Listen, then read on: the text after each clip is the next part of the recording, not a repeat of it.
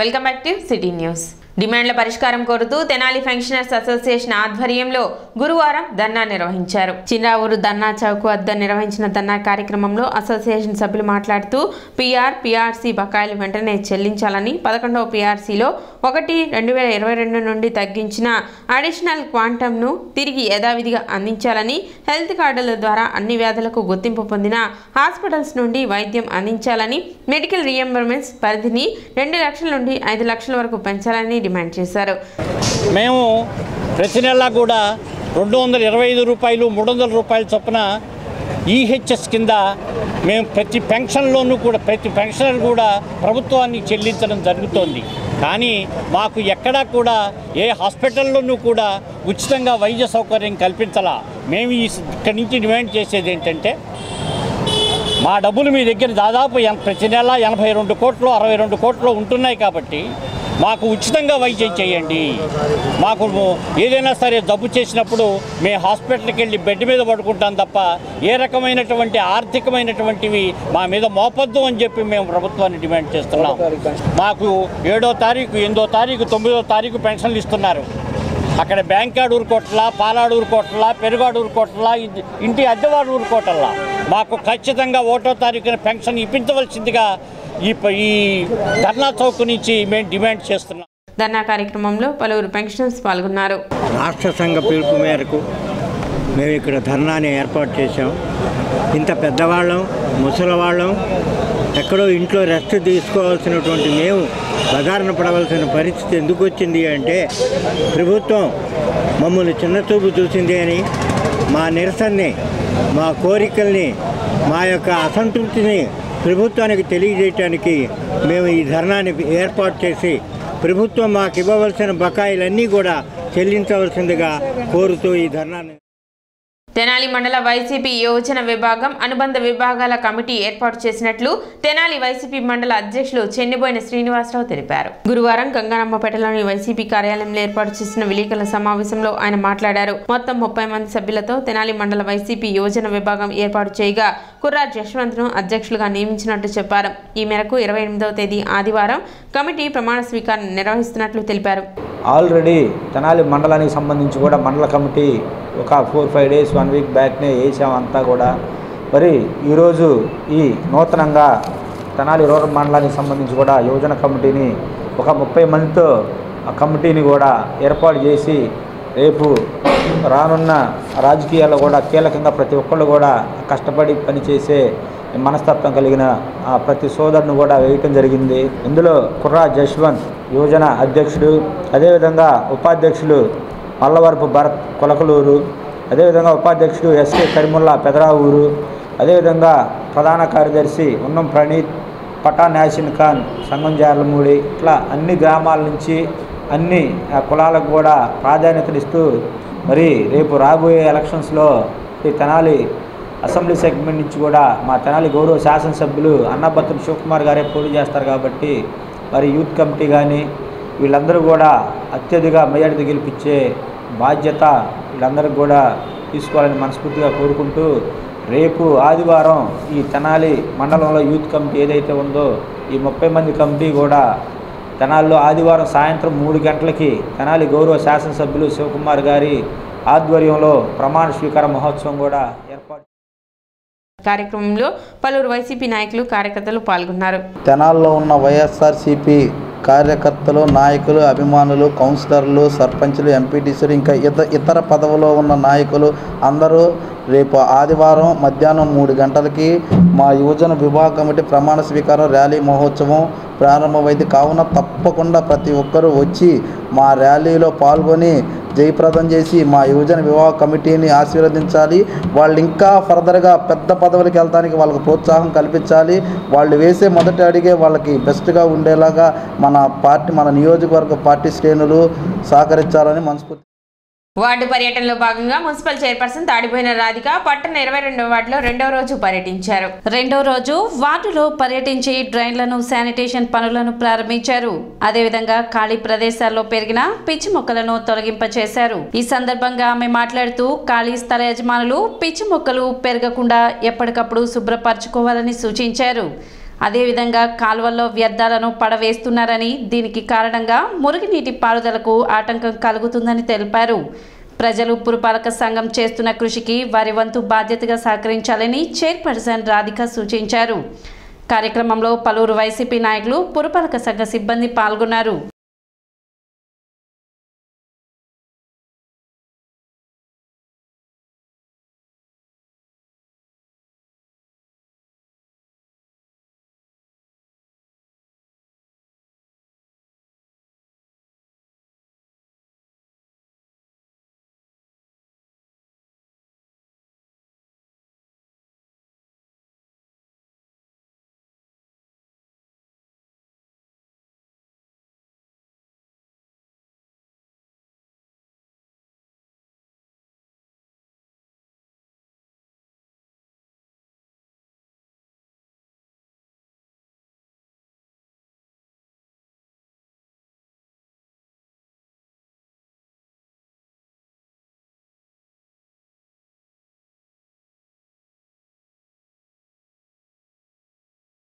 ఇక్కడ కాలువలు అనేది స్కిల్ట్ తీపిస్తూ జరుగుతుంది. అలానే ప్రజలకు కూడా చెప్పేది ఏంటంటే ఈ కవర్లు, బాటిల్స్ ఇలాంటివి వేయకుండా నిషేధిస్తేనే మీ అందరికి కూడా ఆరోగ్యంగా బాగుండేది. లేదా వాటర్ నిలవటాన ఆ దోమలు అనేది ఉత్పత్తి అయ్యి ఆ దోమల మూల అనారోగ్యం పాలవుతున్నారు. పిల్లలకు కానీ ఇలా మలేరియా జ్వరం కానీ, టైఫాయిడ్ జ్వరం ఇలాంటివి వస్తున్నాయి. కాబట్టి మీరు ఆ కాలువని, మన చుట్టుపక్కల ప్రదేశాలని కూడా శుభ్రంగా చూసుకుంటే ఇలాంటి నివారణ రాదని కోరుకుంటూ, అలానే ఈ ఖాళీ స్థలాలు ఉన్న వాళ్ళు చెట్టలు బాగా పెరగటాన పక్కన వాళ్ళు కంప్లైంట్ ఇవ్వడం జరిగింది. పాములు, పురుగులు, దోమలు ఇలాంటివి వస్తున్నాయండి, ఈ సమస్యను తొందరగా పరిష్కరించాలని చెప్పడం జరిగింది.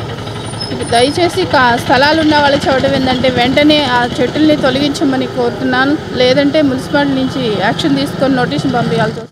మాజీ ఉప ప్రధాని స్వర్గీయ బాబు జగజ్జీవన్ రామ్ మనవడు, మాజీ లోక్సభ స్పీకర్ మీరా కుమార్ కుమారుడు, అఖిల భారత కాంగ్రెస్ కమిటీ అధికార ప్రతినిధి అంశుల్ అవిజిత్ జనవరి 28వ తేదీ ఉదయం తెనాలి వస్తున్నట్లు సినీ దర్శకుడు దిలీప్ రాజా తెలిపారు. స్థానిక రత్న ఫార్చ్యూన్ కళ్యాణ మండపంలో గురువారం ఏర్పాటు చేసిన విలేకరుల సమావేశంలో మాట్లాడుతూ తెనాలి సుల్తానాబాద్లోని రత్న ఫార్చ్యూన్ కళ్యాణ మండపంలో జరుగుతున్న జగజ్జీవన్ రామ్ బయోపిక్ బాబూజీ షూటింగ్కు జగజ్జీవన్ రామ్ మనవడు అంశుల్ అవిజిత్ హాజరవుతున్నారని ఆయన చెప్పారు.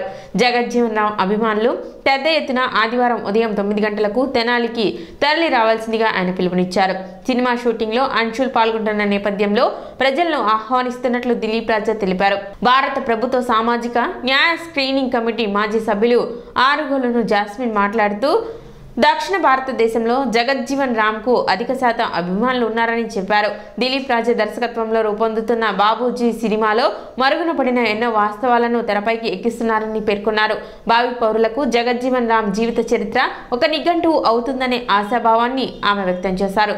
బాబు జగజ్జీవన్ రామ్ కమిటీ నాయకులు మేకల సురేష్ మాట్లాడుతూ ప్రతి పల్లె నుండి ప్రజలు 28 ఆదివారం ఉదయం తెనాలి రావాల్సిందిగా విజ్ఞప్తి చేశారు. విలేకరుల సమావేశంలో ప్రముఖ న్యాయవాది ఇందుపల్లి రాజారాం, తెనాలి ఎంఆర్పిఎస్ అధ్యక్షులు తెనాలి జయప్రకాష్, అత్తోట శరత్ బాబు, కొందమూడి బోస్, శ్రీహర్ష, కమలాకర్, పినపాటి జనార్దన్, టిన్ను, ఐనంపూడి శరత్ బాబు తదితరులు పాల్గొన్నారు. Our legendary leader deputy prime minister of India Babu Jagjivan Ram's grand child mister Anshul Avijit is arriving to Tenali. 28వ తారీఖు ఉదయం జగజ్జీవన్ రామ్ గారి షూటింగ్లో పాల్గొనడానికి, చూడటానికి, పర్యవేక్షించడానికి ఆయన వస్తున్నారు. It is a privilege to our film unit. ఆయన ఇక్కడికి రావటం మేము అదృష్టంగా భావిస్తున్నాం. మీరా కుమార్ గారు అబ్బాయి, అతను ఆల్ ఇండియా కాంగ్రెస్ కమిటీ అధికార ప్రతినిధి కూడా. సో అతను వచ్చి సినిమా ఏ విధంగా వెళ్తుందనేది చూసుకోవటం అనేది మాకు చాలా సంతోషకరమైన విషయం.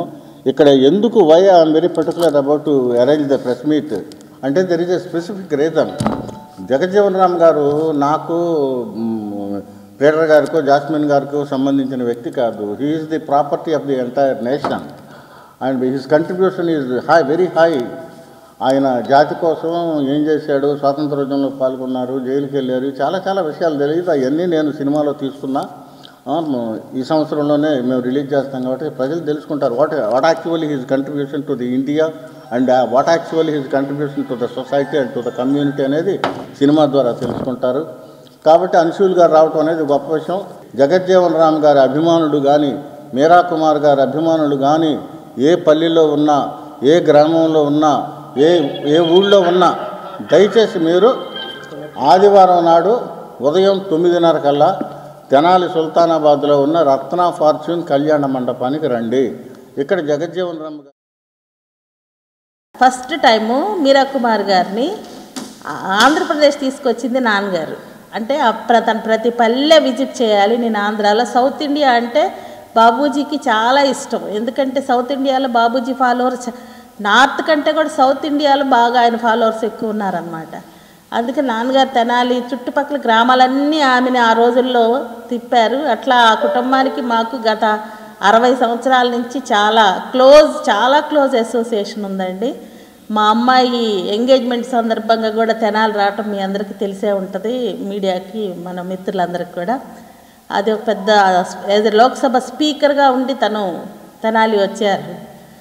తర్వాత ప్రతి సంవత్సరం కూడా మన బాబూజీ జగజ్జీవన్ రామ్ గారి బర్త్డే కానీ, డెత్ యానివర్సరీ కానీ మన రైల్వే స్టేషన్ దగ్గర కండక్ట్ చేస్తూ ఉంటాం. మన రాజారావు గారు అందరూ కూడా పార్టిసిపేట్ చేస్తారు. ఆంధ్రప్రదేశ్ ఐక్య ఉపాధ్యాయ ఫెడరేషన్ అధ్యక్షులు పురపాలక ఉపాధ్యాయులు దీర్ఘకాలంగా అపరిష్కృతంగా ఉన్న పెండింగ్ సమస్యల పరిష్కారం కోరుతూ మండల విద్యావనరుల కేంద్రం తెనాలి వద్ద నిరసన ప్రదర్శన ఏర్పాటు చేశారు. ఈ కార్యక్రమానికి యూటీఎఫ్ గుంటూరు జిల్లా ఆర్థిక కార్యదర్శి మహమ్మద్ గయాసుద్దౌలా హాజరై గత నెల రోజులుగా మున్సిపల్ ఉపాధ్యాయుల పెండింగ్ సమస్యలైన బదిలీలు, ప్రమోషన్లు, పీఎఫ్ ఖాతాల ఏర్పాటు, సర్వీస్ రూల్స్ ఏర్పాటు వంటి సమస్యలపై రాష్ట్ర ప్రభుత్వానికి ఉన్నతాధికారుల ద్వారా పలుమార్లు విన్నవించినప్పటికీ ఏ విధమైన పురోగతి లేకపోవడంతో విజయవాడలో ధర్నాకి పిలుపునిచ్చిన సందర్భంగా యూటీఎఫ్ చేసే ధర్నాకు కూడా పర్మిషన్ లేదని నిరంకుశంగా వ్యవహరిస్తున్న ప్రభుత్వ వైఖరికి నిరసనగా ఈ రోజు మండల విద్యావనరుల కేంద్రం వద్ద నిరసన ఏర్పాటు చేశామని, ఇకనైనా ప్రభుత్వం స్పందించి సమస్యలు పరిష్కరించకపోతే పోరాటం తీవ్రతరం చేస్తామని హెచ్చరించారు.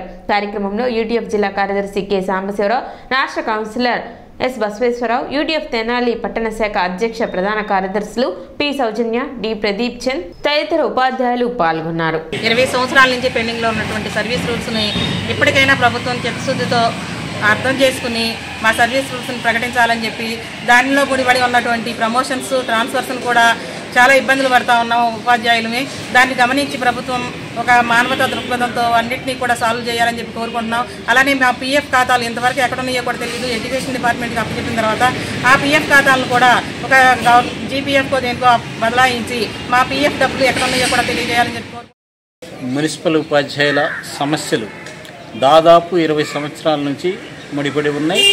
ఇప్పటికి ఎన్ని ప్రభుత్వాలు వచ్చినా సమస్యలు పూర్తిగా పరిష్కారం కావటంలా, ముఖ్యంగా సర్వీస్ రూల్స్ వాళ్ళకి మొత్తం రూపొందించాలని, అదేవిధంగా వారికి ప్రమోషన్ షెడ్యూలు, ట్రాన్స్ఫర్స్ బదిలీల షెడ్యూల్ ఇవ్వాలని దాదాపు ఈ సంవత్సరం నుంచి మనం పోరాడుతున్నాం.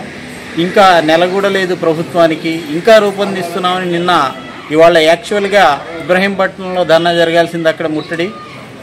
ప్రభుత్వం ముందే దానికి సమాధానం ఇస్తున్నాం అన్నట్టు ఒక షీట్ ఇచ్చి భయపడి ముందే దాన్ని నిరసన కార్యక్రమాన్ని కూడా చేయకుండా చేశారు. అందుకని మేము కూడా ఇవాళ దానికి బదులుగా ఇక్కడ మనకున్న మున్సిపల్ కేంద్రాల్లో మనం ఇవాళ నిరసన కార్యక్రమం పెట్టాము. పీఎఫ్ ఇవ్వడానికి ఎంతసేపు పని కాదు, అది అసలు చిత్తశుద్ధి లేదు వీళ్ళకి. సిటీ న్యూస్ ముంచే ముందు ముఖ్యాంశాలు మరోసారి.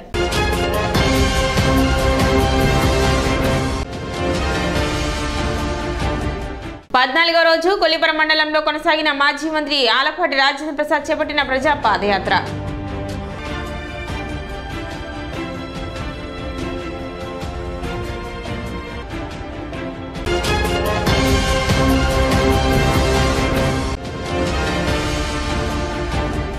డిమాండ్ల పరిష్కారం కోరుతూ తెనాలి పెన్షనర్స్ అసోసియేషన్ ఆధ్వర్యంలో ధర్నా.